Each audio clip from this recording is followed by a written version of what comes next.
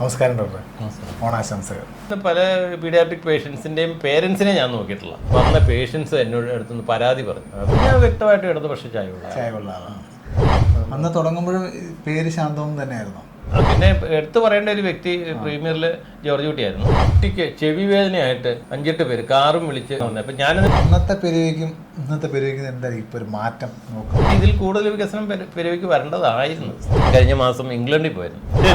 എൻ്റെ വീട്ടിൽ കുറവൻകാരനാന്ന് പറഞ്ഞ് പുള്ളിക്കാരൻ. പെരുവിലെ വിശേഷങ്ങൾ ഞാൻ ശ്രദ്ധിക്കാറുണ്ട്. നമുക്കെല്ലാം പെട്ടെന്ന് ഓരോ പെരുവക്കാരൻ്റെ ഹൃദയമിടിപ്പ് തൊട്ടറിഞ്ഞ ആൾ.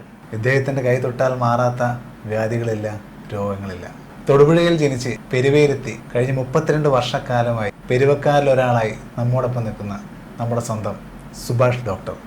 നമസ്കാരം ഡോക്ടർ. ഓണാശംസകൾ. പെരുവയിലെ വിശേഷം ഫേസ്ബുക്ക് പേജിലേക്ക് സ്വാഗതം. എന്താണ് ഓണത്തിന് വിശേഷങ്ങൾ? ഓണം എന്ന് പറയുമ്പം നമുക്ക് കുടുംബത്തോടൊപ്പം, സുഹൃത്തുക്കളോടൊപ്പം, സഹപ്രവർത്തകരോടൊപ്പം നമ്മൾ ആഘോഷിക്കണം. എത്ര തിരക്കുള്ളവരാണെങ്കിലും കുട്ടികളോടൊത്ത് ചിലവഴിക്കാൻ സമയം കണ്ടെത്തണം. കാരണം നമ്മളിപ്പോൾ ഇന്നത്തെ കാലത്ത് ഏറ്റവും നേരിടുന്ന പ്രശ്നം മയക്കുമരുന്നിൻ്റെയൊക്കെ പ്രശ്നങ്ങളാണ് ചെറുപ്പക്കാരുടെ ഇടയിൽ. അപ്പോൾ വീടൊരു സ്വർഗമാണ്. വീട്ടിലെപ്പോഴൊരു സമാധാനം, സ്നേഹമുള്ളൊരു അന്തരീക്ഷമാണെങ്കിൽ കുട്ടികൾ അതിലേക്കൊന്നും പോവില്ല. ശരിക്കുമുള്ള ജന്മസ്ഥലം പെരുവ തന്നെയാണോ അതോ? അല്ല, എൻ്റെ സ്വന്തം സ്ഥലം തൊടുപുഴയാണ്. പക്ഷേ ഞാനിപ്പോൾ ഒരു പെരുവക്കാരനാണ്. എത്ര വർഷമായി കാണും നമ്മുടെ പെരുവയിലേക്ക്? 30 വർഷത്തിന് മേലായി കാണും. 30 വർഷത്തിന് മേലായി. ഈ ഹോസ്പിറ്റലിൽ തുടങ്ങുന്നതിന് മുമ്പ് പെരുവയായിട്ട് എന്തെങ്കിലും ബന്ധമുണ്ടോ? അതോ? പെരുവയായിട്ട് ബന്ധമില്ല. ഇവിടെ നേരത്തെ ഒരു ഹോസ്പിറ്റലിൽ ഞാൻ ഇവിടെ വരാൻ കാരണം എൻ്റെ ഒരു സുഹൃത്ത് ഡോക്ടർ വിജയൻ, എൻ്റെ അടുത്ത സുഹൃത്താണ്. അദ്ദേഹം ഇവിടുന്ന് പോവുകയാണെന്ന് പറഞ്ഞപ്പം അങ്ങനെയാണ് ഞാൻ ഈ പുള്ളിക്കാരൻ ഡോക്ടർ നടത്തിയിരുന്ന ക്ലിനിക്ക് ഞാൻ വാങ്ങിക്കുമായിരുന്നു. അങ്ങനെയാണ്. അപ്പോൾ ഞങ്ങളിപ്പോഴും വളരെ അടുത്ത സുഹൃത്തുക്കളാണ്. അപ്പം അതുകൊണ്ടാണ് ഇങ്ങനെ പെരുവേ വരാൻ സാഹചര്യം. വരുന്ന സമയത്ത് താമസിച്ചിരുന്നത് പെരുവയിൽ വന്ന് താമസിച്ചിരുന്നത് ആദ്യം നമ്മൾ ഇവിടെ ഏറ്റവും ഞാൻ നന്ദിയോടെ സ്മരിക്കേണ്ട ഒരു മൂലംതുരുത്തി പത്രോസിയേട്ടനെ ആണ്. അദ്ദേഹം ഇവിടെ വന്നപ്പോഴത്തേക്കും വലിയ കൂടുതലായിട്ടുള്ള ഒരു സെക്യൂരിറ്റി തുക അങ്ങനെയൊന്നും എന്നോട് ചോദിച്ചില്ല. ഇവിടെ ആശുപത്രി ഇവിടെ പെരുവേക്കാരുടെ ഒരു ആവശ്യമാണെന്ന് പറഞ്ഞ് അദ്ദേഹം ചെറിയ ഒരു തുകയ്ക്ക്. പെരുവേല് വേറെ ആശുപത്രികൾ ഉണ്ടായിരുന്നു ആ സമയത്ത്? ഞാൻ വരുമ്പോൾ 1-2 ചെറിയ ക്ലിനിക്കുകൾ ഉണ്ടായിരുന്നു. ഒരു കോപ്പറേറ്റീവ് ഹോസ്പിറ്റൽ ഇപ്പോൾ പ്രവർത്തനം ഇല്ല. അന്ന് തുടങ്ങുമ്പോഴൊക്കെ എത്ര സ്റ്റാഫിനെയൊക്കെ വെച്ചായിരുന്നു തുടങ്ങിയ സമയത്ത്? തുടങ്ങിയ സമയത്ത് നമുക്കിപ്പം അന്ന് നമ്മൾ 40 ബെഡൊക്കെ വെച്ച് നമ്മൾ പ്രവർത്തിച്ചു തുടങ്ങിയ സമയത്തൊക്കെ തന്നെ. അതെ, മുകളിലത്തെ നിലയും കൂടെ ഉണ്ടായിരുന്നു. പിന്നീട് സ്ഥല സൗകര്യം കുറഞ്ഞപ്പോഴാണ് ഞങ്ങൾ ബാക്കിൽ സ്ഥലം വാങ്ങിച്ച് ബിൽഡിങ് പണിതാണ്. അതായത് 40 ബെഡിൽ വെച്ച് നമ്മൾ ചെയ്യായിരുന്നു. അപ്പോൾ അന്നൊക്കെ ഡ്യൂട്ടി ഡോക്ടേഴ്സിനെ കിട്ടാൻ എളുപ്പമുണ്ടായിരുന്നേ. ഇപ്പം ഈ വർദ്ധിച്ചു വരുന്ന ഈ ഡോക്ടർമാർക്കെതിരെയുള്ള ആക്രമണങ്ങളൊക്കെ ഉണ്ടല്ലോ, ഒരു ലേഡി ഡോക്ടറെ കുത്തിക്കൊല്ലുകയൊക്കെ ചെയ്തില്ലേ. അപ്പോൾ അതിനുശേഷം ഡ്യൂട്ടി ഡോക്ടേഴ്സിനെ കിട്ടാൻ വലിയ ബുദ്ധിമുട്ടാണ്. അതാണിപ്പോൾ ഞങ്ങൾ നേരിടുന്ന ഒരു പ്രശ്നം. അതുകൊണ്ടാണ് പിന്നെ OP ആയിട്ട് കൺവേർട്ട് ചെയ്യാൻ എന്ന് തീരുമാനിക്കാൻ കാരണം. പിന്നെ നൈറ്റ് എടുക്കാനൊന്നും ഡോക്ടേഴ്സിനെ കിട്ടുന്നില്ല. എന്താണ് പെരുവക്കാരെ കുറിച്ചുള്ള അഭിപ്രായം? അല്ലെ ഇവിടുത്തെ ജനങ്ങളുടെ? ഇവിടുത്തെ ജനങ്ങളെ കുറിച്ചാണ് എനിക്ക് ഏറ്റവും, കാരണം ഇത്രയും നാൾ എന്നെ സഹിച്ചതിന്. പിന്നെ എന്താണെന്ന് വെച്ച് കഴിഞ്ഞാൽ വളരെ നല്ല ആൾക്കാരാണ്. നല്ല ആൾക്കാരെന്ന് പറഞ്ഞാൽ അവർക്ക് പെട്ടെന്ന് ദേഷ്യം വരുന്നവരുണ്ട്. പക്ഷേ അത് പിറ്റേ ദിവസം ചിലപ്പം ഇച്ചിരി മദ്യമോ കഴിക്കുമ്പോൾ ദേഷ്യപ്പെടുന്നവരുണ്ട്. അവർ പിറ്റേ ദിവസം ഒന്നിച്ച് പറയും അത് അങ്ങനെ പറ്റിപ്പോയി. അല്ല, വളരെ നിഷ്കളങ്കരായിട്ടുള്ള ആൾക്കാരാണ്. അങ്ങനെ മനസ്സിലൊരു വൈരാഗ്യം വെച്ചൊന്നും ഉള്ള പെരുമാറുന്ന ആളുകളെ ഞാൻ കണ്ടിട്ടില്ല. നല്ല ആൾക്കാരാണ്. അതുകൊണ്ട് തന്നെയാണ് ഞാനിവിടെ തുടരാനും കാരണം. പിന്നെ കുട്ടികളുടെ വിദ്യാഭ്യാസത്തിനെ പ്രമാണിച്ച് അതിൻ്റെ സൗകര്യം ആയിട്ടാണ് നോക്കിയാണ് അന്ന് എറണാകുളത്തേക്ക് ഷിഫ്റ്റ് ചെയ്തത്. ഇപ്പം എത്ര വർഷമായി കാണും ഹോസ്പിറ്റലിൽ തുടങ്ങിയത്? 30 മേലായി. അന്ന് തുടങ്ങുമ്പോഴും പേര് ശാന്തവും തന്നെയായിരുന്നു? അതെ, ഞാൻ ഈ സാന്തോം എന്നുള്ള പേര് നേരത്തെ മുതലേ തന്നെയുള്ള ആ പേര്. നമുക്ക് അത് സാന്തോമിലെ ഡോക്ടർ, എൻ്റെ പേര് അറിയാൻ മേലത്തവരും സാന്തോമിലെ ഡോക്ടർ എന്നേ പറയുള്ളൂ. ചിലർക്ക് എൻ്റെ പേര് അറിയില്ലാത്തവരുണ്ട്. അവരിപ്പം പറയും സാന്തോമിലെ ഡോക്ടർ എന്നേ പറയുള്ളൂ. അപ്പം ആ സാന്തോം എന്ന് പറഞ്ഞാൽ ആ പേര് എപ്പോഴും ഉണ്ട്. ഡോക്ടർ പ്രധാനമായിട്ട് സ്പെഷ്യലൈസ് കുട്ടികളുടെ പീഡിയാട്രിക്സ് ആണ്. പക്ഷേ ജനറൽ കേസസും നമ്മൾ ആദ്യകാലങ്ങളിലൊക്കെ 24 മണിക്കൂറും 24 മണിക്കൂറും. അന്ന് ചെറുപ്പമായിരുന്നു. ഇപ്പം അങ്ങനെ നോക്കാനുള്ള ഒരു ആരോഗ്യസ്ഥിതി പറ്റിയല്ല. അന്നൊക്കെ ഒരു രാത്രി പേഷ്യൻ്റ് വന്നു കഴിഞ്ഞാൽ നമ്മൾ നോക്കിയിട്ട് പോയി കിടന്നാൽ അപ്പോൾ ഉറങ്ങും. ഇപ്പോൾ ഈ പ്രായമൊക്കെ ആകുമ്പോൾ നമ്മളങ്ങനെ ഇടയ്ക്ക് എഴുന്നേറ്റ് കഴിഞ്ഞാൽ പിന്നെ ഉറക്കം കിട്ടാതെയൊക്കെ വരും. അങ്ങനെ എടുക്കാനുള്ള ഒരു ആരോഗ്യം ഇല്ല ഇപ്പോൾ. എൻ്റെയൊക്കെ ചീട്ട് നമ്പർ 228J. അത് ശരി. പോയി വളരെ ചെറുപ്പമല്ലേ എനിക്ക് പിന്നെ വേറൊരു കാര്യം എനിക്ക് പറയാനുള്ളത്, ഇപ്പോഴത്തെ വരുന്ന പല പീഡിയാട്രിക് പേഷ്യൻസിന്റെയും പേരൻസിനെ ഞാൻ നോക്കിയിട്ടുള്ള. ഇന്നലെ വന്നപ്പോൾ ഒരു കുട്ടിയായിട്ട് വന്നപ്പോൾ, അപ്പം കപ്പിളാണ്, ഒരു കുട്ടിയെ കുട്ടി 1 വയസ്സുള്ള കുട്ടിയെ കൊണ്ട് വന്നപ്പോൾ ഈ കൊച്ചിന്റെ അച്ഛനെ ഞാൻ സ്ഥിരം നോക്കിക്കൊണ്ടിരുന്നു. പെൺകുട്ടിക്ക് അറിയാമല്ലോ അവരെ ദൂരത്തുനിന്ന് ഇവിടെ കല്യാണം കഴിച്ചു. ഞാൻ പറഞ്ഞു കൊച്ചിന്റെ അപ്പൻ്റെ ഡോക്ടറായിരുന്നു ഞാനെന്ന് പറയും. അങ്ങനെ പല പേഷ്യൻസും അങ്ങനെയുണ്ട്. എന്തെങ്കിലുമൊക്കെ വ്യത്യസ്തമായ അനുഭവങ്ങൾ ഉണ്ടായിട്ടുണ്ടോ ആദ്യകാലങ്ങളിൽ ഈ രോഗികൾ വ്യത്യസ്തമായെന്ന് വെച്ച് കഴിഞ്ഞാൽ സാമ്പത്തിക ബുദ്ധിമുട്ടുള്ള രോഗികൾ വരുമ്പോൾ അവരുടെ അതൊക്കെ കണ്ട് നമുക്ക് പറ്റാവുന്ന രീതിയിലുള്ളത് നമ്മൾ ചെയ്യും. പിന്നെ ഈ ഡോക്ടേഴ്സ് ഡ്യൂട്ടി എടുത്തുകൊണ്ടിരുന്ന കാലത്തൊക്കെ വലിയ തലവേദനകളുണ്ടായിരുന്നു. വെച്ചാൽ നൈറ്റിൽ വരുമ്പോഴത്തേക്കും ഇവിടെ ഞാൻ ഓർക്കുന്നു, ഈ വെള്ളൂരിന്ന് ഒരു കുട്ടിക്ക് ചെവി വേദനയായിട്ട് ഒരു 5-8 പേര് കാറും വിളിച്ച് ആണ് വന്നത്. അപ്പം ഞാനന്ന് നൈറ്റ് ഡ്യൂട്ടിയല്ല, പിറ്റേ ദിവസം രാവിലെ വന്നപ്പോഴത്തേക്കാണ് എന്നോട് ഈ വന്ന പേഷ്യൻസ് എന്നോട് അടുത്തുനിന്ന് പരാതി പറഞ്ഞു. പരാതി പറഞ്ഞതെന്നു വെച്ച് കഴിഞ്ഞാൽ ഡ്യൂട്ടി ഡോക്ടർ ചോദിച്ചു, ചെവി വേദനയായിട്ട് ഒരു കാറ് നിറച്ച് ആളെയും വിളിച്ചുകൊണ്ട് നിങ്ങൾ എന്തിനാ വന്നേ ചോദിച്ചു. അപ്പോൾ അവർ ഇപ്പം 2 ഭാഗവും നമ്മൾ ചിന്തിക്കണം. കാരണം എന്താ വെച്ച് കഴിഞ്ഞാൽ ഈ വരുന്ന ഡോക്ടേഴ്സ് മെഡിക്കൽ കോളേജിൽ നിന്ന് എടുക്കുന്ന അവരെ സംബന്ധിച്ച് ഒരു ചെവി വേദന എന്ന് പറഞ്ഞൊരു നിസ്സാര കാര്യം. പക്ഷേ ഒരു കുഞ്ഞ് കരയുമ്പോഴത്തേക്കും അയലോക്കത്തുള്ള പോരും ഇതിനകത്ത് വരും.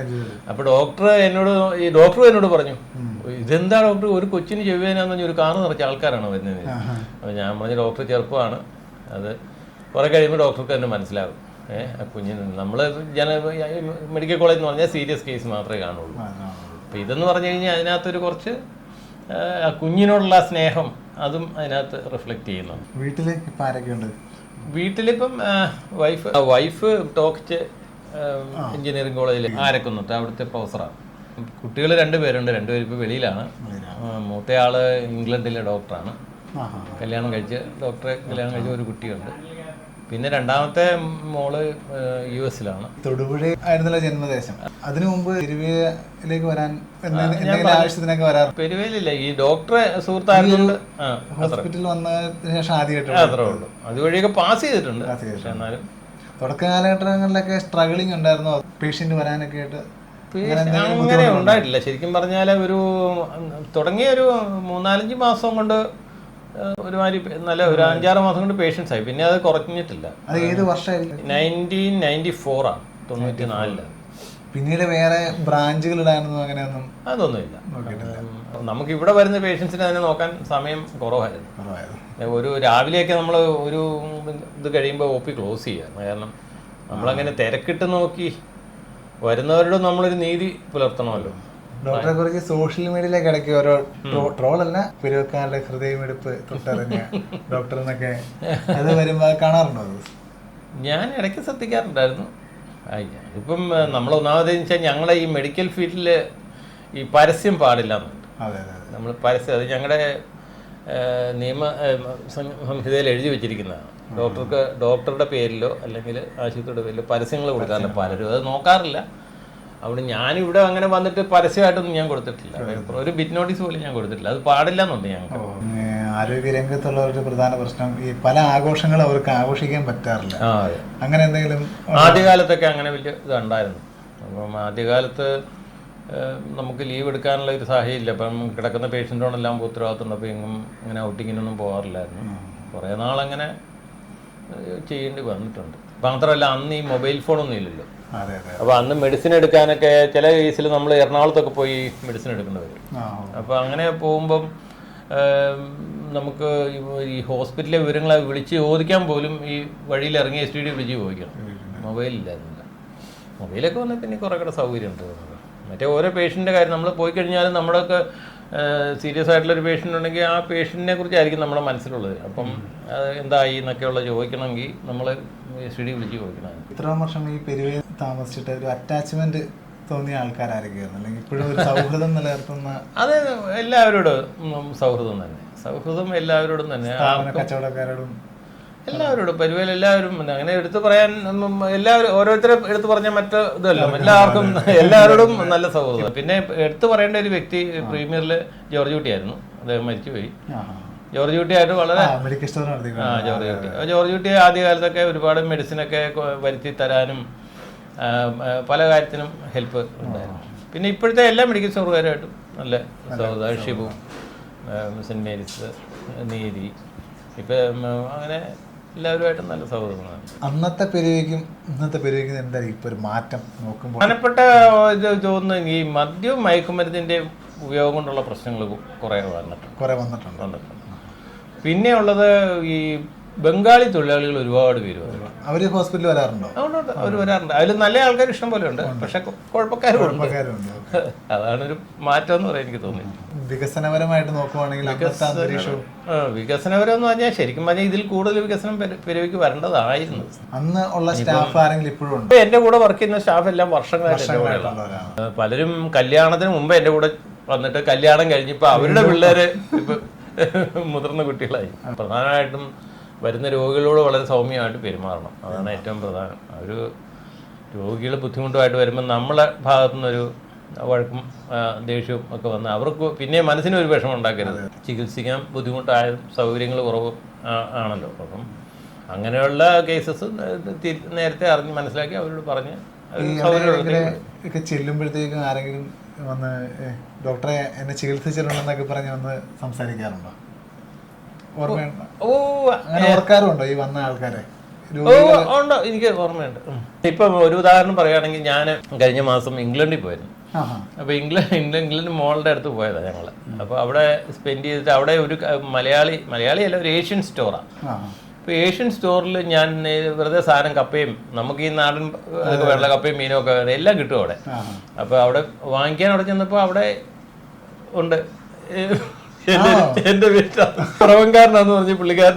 അപ്പൊ എനിക്ക് പെട്ടെന്ന് പുള്ളിയെ മനസ്സിലായില്ല. പുള്ളി പറഞ്ഞു അപ്പൊ ഞാൻ പുള്ളിക്കാരൻ അവിടെ ആ കടയിൽ വർക്ക് ചെയ്യുക, ജോലി ചെയ്യുക. ഈ ഹോസ്പിറ്റലിലെ പണ്ട് ജോലി ചെയ്യുന്ന സമയത്ത് നമുക്കൊരു സാറ്റിസ്ഫാക്ഷൻ എന്തെങ്കിലും ഒരു സാറ്റിസ്ഫാക്ഷൻ എന്താണെന്ന് വെച്ചാൽ പ്രധാനമായിട്ടും പല കേസുകളും നമ്മളങ്ങനെ കൂടുതൽ സൗകര്യങ്ങളൊരു ആശുപത്രിയല്ല. പല കേസും നമ്മൾ തുടക്കത്തിൽ നമുക്ക് മനസ്സിലാക്കി റെഫർ ചെയ്യാൻ പറ്റിയിട്ടുണ്ട്. അതിപ്പോൾ അവിടെ കോട്ടയത്താണെങ്കിലും അന്ന് അക്കാലത്തൊക്കെ ആരെങ്കിലൊക്കെ എവിടെയെങ്കിലും ചെയ്തിട്ട് ശരിയാവാതെ വന്ന കേസുകൾ അതൊക്കെ നമ്മൾ പറയുന്നത് നമ്മൾ ഒരുമാതിരി പൊങ്ങച്ചം പറയുന്നത് അതിനോട് എനിക്ക് താല്പര്യമില്ല. ചിലർക്ക് ഇന്ന ഡോക്ടറെ തന്നെ കണ്ടാലും നമുക്ക് തൃപ്തി വരുന്നത് അങ്ങനെയൊക്കെ അതൊക്കെ രോഗികളുടെ ഇതാണ്. ഇപ്പൊ എല്ലാവരും മോഡേൺ മെഡിസിൻ പഠിച്ചിട്ടാണ് വരുന്നത്. ഒരാളെക്കാൾ കേൾപ്പെട്ടാരാന്ന് അങ്ങനെ അഹങ്കാരം പറയേണ്ട കാര്യമൊന്നുമില്ല. പക്ഷെ നമുക്കിങ്ങനെ മനസ്സിലാക്കി റെഫർ ചെയ്യാൻ പറ്റിയിട്ടുള്ള ഇപ്പം മെഡിക്കൽ കോളേജിലൊക്കെ അന്ന് എൻ്റെ കൂടെ പഠിച്ചവരൊക്കെ മിക്കവാറും വർക്ക് ചെയ്തിരുന്നത്. ഇപ്പോൾ അവരൊക്കെ പലരും റിട്ടയറായി. അപ്പോൾ അവർ നമ്മളെ പേഴ്സണലായിട്ട് പറയും, അത് സുഭാഷ് റെഫർ ചെയ്ത് ഇന്ന കേസ് ഇങ്ങനെയാണെന്നൊക്കെ പറയുമ്പോൾ നമുക്ക് തോന്നും നേരത്തെ പറഞ്ഞു വിട്ടത് സാധ്യത നന്നായല്ലോ എന്നിങ്ങനെ ഓർക്കാറുണ്ട്. ഈ ഡോക്ടർ ജീവിതം അല്ലാതെ വേറെ മറ്റെന്തെങ്കിലും ബിസിനസ്സോ കാര്യങ്ങളോ ഒന്നുമില്ല. നമുക്ക് ഈ കൃഷിയാണ്, പിന്നെ വായന, സാഹിത്യം. ഇപ്പം സാഹിത്യത്തിലെ മലയാളത്തിലെ അറിയപ്പെടുന്ന എഴുത്തുകാരുടെ കൃതികളെല്ലാം തന്നെ ഞാൻ വായിച്ചിട്ടുണ്ട്. എം ടി വാസുദേവൻ നായരുടെ, സി രാധാകൃഷ്ണൻ സാറിൻ്റെയോ, ഒ വി വിജയൻ്റെ, പിന്നെ പെരുമ്പളം ശ്രീധരൻ്റെ, അവരുടെയൊക്കെ ഒരുമാതിരിപ്പെട്ട എല്ലാ പുസ്തകങ്ങളും ഞാൻ വായിച്ചിട്ടുണ്ട്. സോഷ്യൽ മീഡിയയിൽ കുറച്ച് രാഷ്ട്രീയമൊക്കെ പറഞ്ഞപ്പോഴത്തേക്കും അത് വെറുതെ സുഹൃത്ത് ബന്ധങ്ങളെ നശിപ്പിക്കുന്നു തോന്നിയപ്പോൾ ഞാൻ തന്നെ അതിനൊരു നിയന്ത്രണം ശ്രദ്ധിച്ചിട്ടുണ്ട്. അത് ഈ രാഷ്ട്രീയം പറഞ്ഞു കഴിഞ്ഞാൽ ഇപ്പം ഈ സോഷ്യൽ മീഡിയ കാലത്ത് നമ്മൾ ശ്രദ്ധിക്കേണ്ടത് ഈ പലരും നമ്മൾ രാഷ്ട്രീയം പറയുന്നത് നമ്മുടെ ആശയം പറയുമ്പോൾ ആശയപരമായിട്ടല്ല എടുക്കുന്നത്, അത് വ്യക്തിപരമായിട്ട് എടുക്കുന്നത്. അപ്പോൾ അങ്ങനെയുള്ളതുകൊണ്ട് പിന്നെ ഞാൻ അതിലേക്ക് പോകാറില്ല. വിവിധ രാഷ്ട്രീയം ഉണ്ടെങ്കിലും അവർ തമ്മിൽ തന്നെ സുഹൃത്തുക്കളായിരിക്കും. പക്ഷെ അങ്ങനത്തെ ഒരു നിലയിലോട്ട് പലരും ഇവിടെ നമ്മുടെ സോഷ്യൽ മീഡിയ പലരും വരാറില്ല. നമുക്കിഷ്ടമില്ലാത്ത അഭിപ്രായം പറഞ്ഞാൽ ഉടനെ അവനെ വ്യക്തിപരമായി ആക്രമിക്കുക, അങ്ങനെയൊക്കെ ഉള്ളതുകൊണ്ട് ഞാൻ പിന്നെ അതിന് ഞാൻ വ്യക്തമായിട്ട് ഇടതുപക്ഷ ചായവുള്ള അതിപ്പോൾ നമ്മുടെ രാഷ്ട്രീയം നമ്മൾ പറയുന്നതിന് കുഴപ്പമൊന്നുമില്ല. എന്ന് പറഞ്ഞു കഴിഞ്ഞാൽ ഞാനൊരു പാർട്ടിയുടെ അംഗമല്ല. ആശയങ്ങളോട് യോജിപ്പുണ്ട് എന്ന് വെച്ചാൽ തെറ്റാണെങ്കിൽ തെറ്റും തന്നെയാണ്, അത്രേ ഉള്ളൂ. അല്ലാതെ എന്ന് വെച്ച് ബാക്കി പാർട്ടികളെല്ലാം അങ്ങനെ കണ്ണടച്ചിൽ എതിർപ്പൊന്നും ഇല്ല. നല്ല കാര്യം ചെയ്താലും നല്ലതെന്ന് തന്നെ പറയാം. ഇനി പെരുവയിൽ എന്തൊക്കെ വികസനം വരണം എന്നാണ് സാറിൻ്റെ ഒരു കാഴ്ചപ്പാടിൽ? ഇനി എന്തൊക്കെ മാറ്റങ്ങൾ വരാനുണ്ട് പെരുവയിൽ? ശരിക്കും പറഞ്ഞാൽ എന്തൊക്കെ ആവശ്യങ്ങളാണ് പ്രധാന ആവശ്യം എന്ന് പറഞ്ഞാൽ നമുക്ക് ഈ നല്ല ഒരു ഈ വിവാഹം പോലുള്ള തരുമ്പോൾ ഒരു നല്ലൊരു കൺവെൻഷൻ സെന്ററോ നമുക്കില്ല. നല്ല സൗകര്യങ്ങളല്ലേ കൺവെൻഷൻ സെന്റർ. നമ്മളിപ്പോൾ പലരും എലഞ്ഞിയിലൊക്കെ അല്ലേ, അങ്ങനെയൊക്കെ സ്കൂളൊക്കെ ആണെങ്കിലും പെരുവ സ്കൂളും നല്ല രീതിയിൽ പോകുന്നുണ്ടല്ലോ. നമ്മൾ എപ്പോഴും മുൻഗണന കൊടുക്കേണ്ട കുട്ടികൾക്കും ചെറുപ്പക്കാർക്കുമാണ്. ജീവിതം ജീവിച്ച് പകുതിയേറെ ജീവിച്ച് തീർന്നവരെക്കാൾ നമ്മൾ അടുത്ത തലമുറയ്ക്കാണ് പ്രാധാന്യം കൊടുക്കുന്നത്. അടുത്ത തലമുറ വഴിതെറ്റി പോകാതിരിക്കണം, അതിനായിരിക്കും പ്രാധാന്യം കൊടുക്കുന്നത്. ഇപ്പോൾ നമ്മൾ ഈ താമസിക്കുന്ന ഈ പുഴയുടെ തീരത്തുള്ള മനോഹരമായ വീട്, ഇവിടെ താമസം തുടങ്ങിയിട്ട് എത്ര വർഷമായി? ഇവിടെ താമസം തുടങ്ങിയിട്ട് ഇത് ഞാൻ 2010 മേടിച്ചാണെങ്കിലും താമസമില്ലായിരുന്നു. അത് കഴിഞ്ഞ് കുട്ടികളുടെ പഠനമെല്ലാം കഴിഞ്ഞ് അവർ ജോലിയൊക്കെ ആയി പുറത്തേക്ക് പോയി. അത് കഴിഞ്ഞപ്പോൾ പിന്നെ എനിക്കും ഇവിടുന്ന് 6-7 കിലോമീറ്റർ ഉള്ളൂ. വൈഫിനാണെങ്കിൽ ടോക്കച്ചിലേക്ക് പോകാനും 6-7 കിലോമീറ്റർ ഉള്ളൂ, 2 ഡയറക്ഷനാണെങ്കിലും. അപ്പോൾ അങ്ങനെയാണ് ആ സമയത്താണ് ഞാൻ ഇതൊന്ന് ഡെവലപ്പ് ചെയ്തെടുക്കാലോ എന്ന് ആലോചിച്ചത്. പ്രധാന കാരണം എന്താ വെച്ചാൽ 2018 വെള്ളപ്പൊക്കത്തിന് ഇവിടെ വെള്ളം കയറിയില്ല. വെച്ചാൽ പറമ്പിൽ വെള്ളം കയറി, വീട്ടിൽ വെള്ളം കയറിയില്ല. അപ്പൊ എല്ലാവരും പലരും ചോദിച്ചു, വീട്ടിൽ കയറിയില്ല, ഇത്ര പുഴയുടെ അടുത്തുള്ള സ്ഥലമായിട്ട് കയറിയില്ല. അപ്പൊ അതിന്റെ ഒരു വീഡിയോ ഞാൻ എടുത്ത് വെച്ചിട്ടുണ്ട്. വീടിനകത്ത് കയറിയിട്ടില്ല. അപ്പൊ ഞാൻ ഓർത്തു അങ്ങനെയാണെങ്കിൽ പഴയ വീടാണെങ്കിലും നമുക്കൊന്ന് ഡെവലപ്പ് ചെയ്ത് നമുക്ക് സൗകര്യങ്ങളുണ്ട്. ഞങ്ങൾക്ക് 2 പേരിലേ ഉള്ളൂ. ഞങ്ങളുടെ സൗകര്യങ്ങൾ ഇതൊക്കെ ഞങ്ങളുടെ 2 പേരുടെ ഐഡിയ ആണ്. പ്രകൃതിയായിട്ടേ നമ്മള് ഒരു അതുപോലെ ഹോസ്പിറ്റലിന്റെ അവിടെയും കുറച്ച് ഇതൊക്കെ ഔഷധങ്ങൾ ഉണ്ട്. അത് എനിക്ക് കൃഷി എന്നപ്പോൾ എൻ്റെ അച്ഛന് ഇലക്ട്രിസിറ്റി ബോർഡിൽ ജോലി ആയിരുന്നെങ്കിലും അദ്ദേഹം നല്ലൊരു കൃഷിക്കാരനായിരുന്നു. കാരണം നെൽകൃഷി ഉണ്ടായിരുന്നു, റബ്ബർ ഉണ്ടായിരുന്നു. അപ്പോൾ അതിൽ നെല്ലിൽ കൃഷി പാടത്ത് വെള്ളം തിരിക്കാനൊക്കെ അച്ഛൻ പോയിട്ട് വന്നേച്ച് കുളിച്ച് ഡ്രസ്സ് മാറിയാണ് ഓഫീസിൽ പോയിക്കൊണ്ടിരുന്നത്. അപ്പോൾ അതൊക്കെ നമുക്കും കിട്ടി കാണും കുറച്ചൊക്കെ. എനിക്ക് ആവശ്യത്തിനുള്ള സാധനം ഞാനിവിടെ കൃഷി ചെയ്തിട്ടുണ്ടാകും. ഓണത്തിന് എന്താണ് പരിപാടികൾ? ഓണത്തിന് പ്രത്യേകിച്ച് പരിപാടികളൊന്നുമില്ല. ഇപ്പം ഇന്ന് ഞങ്ങൾ ഹോസ്പിറ്റലിലെ സ്റ്റാഫിനും സുഹൃത്തുക്കളെല്ലാം ആയിട്ടൊരു ചെറിയൊരു ഓണാഘോഷം ഉണ്ടായിരുന്നു. നമുക്ക് ഡോക്ടറിന്റെ വൈഫിനോട് ഒന്ന് പരിചയപ്പെടാം. എങ്ങനെയുണ്ട് ഇത്തവണത്തെ ഓണം? ഓണം വളരെ പ്രൈവറ്റ് ആയിട്ട് ഞങ്ങളിങ്ങനെ സ്റ്റാഫും വളരെ അടുത്ത സുഹൃത്തുക്കളൊക്കെ ആയിട്ട് എല്ലാ വർഷവും ഇത് ഇങ്ങനെ ചെയ്യാറുണ്ട്. അപ്പോൾ ഈ വർഷം നിങ്ങളും കൂടെ വന്നതിൽ വളരെ സന്തോഷം. ഞങ്ങളുടെ കൂട്ടത്തിൽ ചേർന്നതിൽ എല്ലാ ആശംസകളും പറയുന്നു. ഡോക്ടർ, എന്നാ പെരുവക്കാരോട് 2 വാക്ക് ഓണത്തിന് എന്താ പറയാനുള്ളത്? പെരുവക്കാരോട് എല്ലാവരോടും പറയാനുള്ളത്, നിങ്ങൾ കുടുംബത്തോടൊപ്പം ചിലവഴിക്കാൻ സമയം കണ്ടെത്തണം, കുട്ടികളോടൊത്ത് ചിലവഴിക്കാൻ സമയം കണ്ടെത്തണം. ആ കുട്ടികൾക്ക് തോന്നണം വീട്ടിൽ വന്നാൽ നല്ല അടിപൊളിയാണ്. അപ്പോൾ അത് ചിലപ്പോൾ അങ്ങോട്ടും ഇങ്ങോട്ടും വഴക്ക് കൂടിയാലും കുഴപ്പമില്ല, പാചകം ചെയ്യണം. ഞാൻ അത്യാവശ്യം പാചകം ചെയ്യുന്ന ഒരാളാണ്. അപ്പോൾ ഈ യൂട്യൂബ് ഉള്ളതുകൊണ്ട് നമുക്ക് എന്ത് വേണം പാചകം.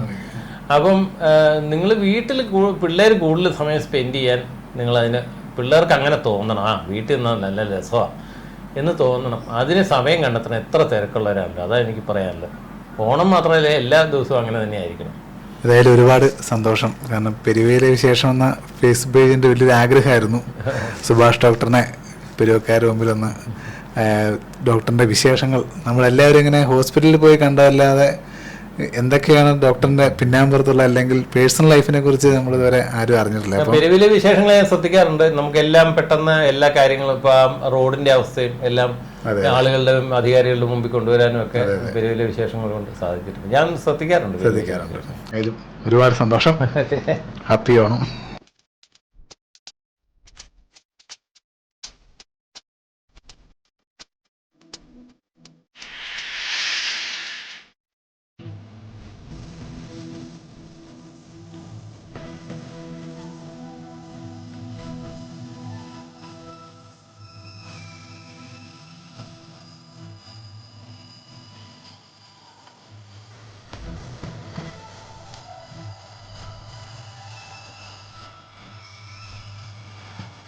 പറനിറയെ പൊന്നളക്കും പൗർണമിരാവായി പടിഞ്ഞാറെ പൂപ്പാടം അഴകിൻ പാൽക്കടലായി